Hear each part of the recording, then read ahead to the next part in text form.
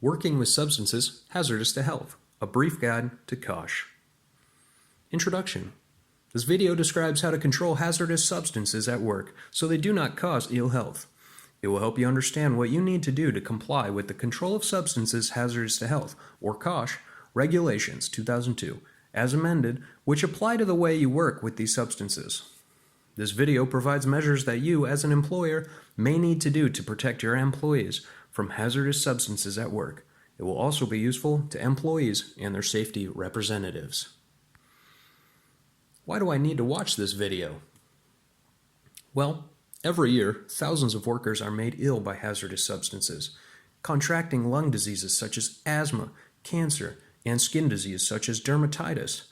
These diseases cost many millions of pounds each year to the industry, to replace the trained worker, to society in disability allowances and medicines, and to individuals who may lose their jobs.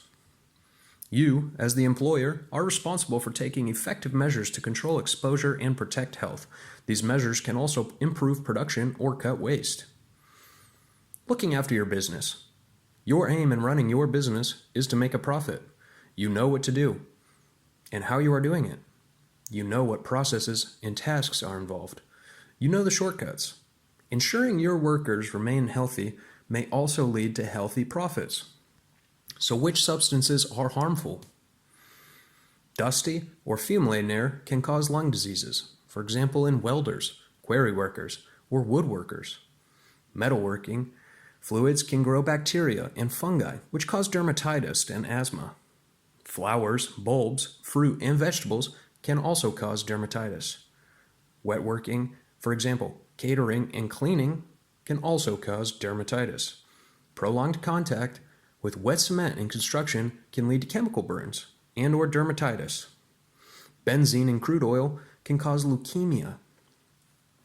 Many other products or substances used at work can be harmful, such as paint, ink, glue, lubricant, detergent, and beauty products. Ill health caused by these substances used at work is preventable. Many substances can harm health, but used properly, they almost never do. Find out the dangers in your business, ask your supplier, your trade association, and check for your industry on HSE's website, www.hse.gov.uk.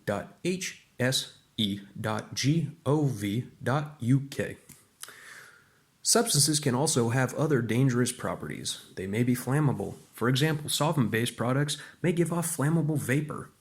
Clouds of dust from everyday materials, such as wood dust or flour, can explode if ignited. This video does not deal with flammability or explosion hazards. See Find Out More on the handout. Look at each substance. Which substances are involved? In what way are they harmful? You can find out by checking information that came with the product. For example, a safety data sheet, asking the supplier, sales representative, and your trade association, looking in the trade press for health and safety information, and checking on the internet, for example, HSE's website pages for your trade. Think about the task. If the substance is harmful, how might workers be exposed? By breathing in gases, fumes, mist, or dust? Contact with the skin? Swallowing? Contact with the eyes? Or even skin puncture? Bear these in mind when you look at the tasks. Exposure by breathing in. Once breathed in, substances can attack the nose, throat, or lungs, while others get into the body through the lungs and harm other parts of the body, for example, the liver. Exposure by skin contact. Some substances damage skin, while others pass through it and damage other parts of the body. Skin gets contaminated by direct contact with the substance, for example, if you touch it or dip your hands in it. By splashing, by substances landing on the skin, for example, airborne dust. And by contact with contaminated surfaces. This includes contact with contamination inside protective gloves. Exposure by swallowing.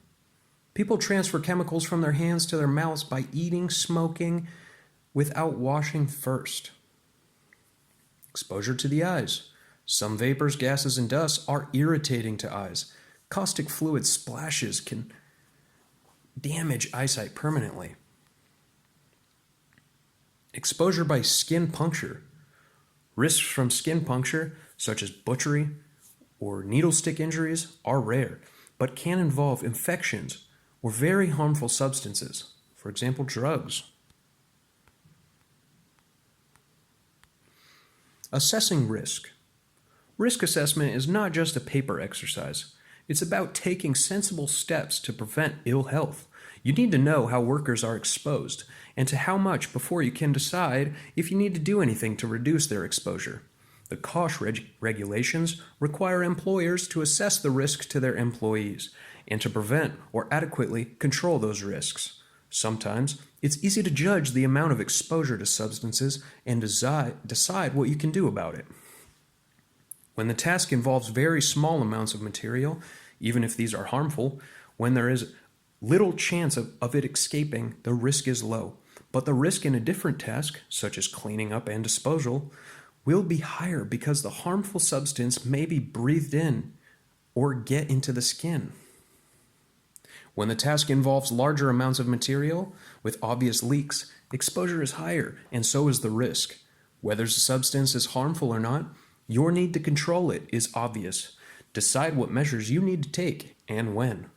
If you have 5 or more employees, you must record your assessment, but even if you have fewer than 5, it makes sense to write down what steps you have taken to identify the risks. And the really important part is making a list of the actions you are taking to control the risks to health. You can look at examples of risk assessments for different industries on www.hse.gov.uk/risk/case studies.